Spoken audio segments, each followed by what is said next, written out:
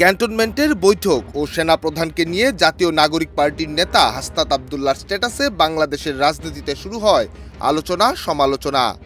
এরপর এক গণমাধ্যমে প্রকাশ পায় সেনাবাহিনীর অবস্থান, আর তারপরই বদলে যায় হাসনাতের সঙ্গে ক্যান্টনমেন্টে যাওয়া সার্জিসের অবস্থান, যেখানে যুক্ত হন নাগরিক পার্টির হান্নান মাসুদ ও নাসির উদ্দিন পাটোয়ারি।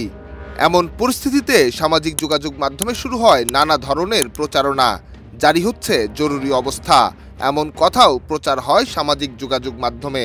তবে জরুরি অবস্থার খবরকে গুজব বলে উড়িয়ে দিয়েছেন স্বরাষ্ট্র মন্ত্রণালয়ের সিনিয়র সচিব নাসিমুল গনি। এ সম্বন্ধে আমার কোনো কমেন্ট নাই। এগুলা মেয়ার গসিপস, আলাপ আলোচনা হচ্ছে, দু একজনের কথা বলছে, এর সম্বন্ধে আমার কোনো কমেন্ট নেই। সোমবার সমুদ্রপথে অবৈধভাবে অস্ট্রেলিয়া যাওয়া বাংলাদেশিদের দেশে ফিরিয়ে আনতে বাংলাদেশ ও অস্ট্রেলিয়ার মধ্যে সমঝোতা স্মারক স্বাক্ষর শেষে এ কথা বলেন স্বরাষ্ট্র মন্ত্রণালয়ের সিনিয়র সচিব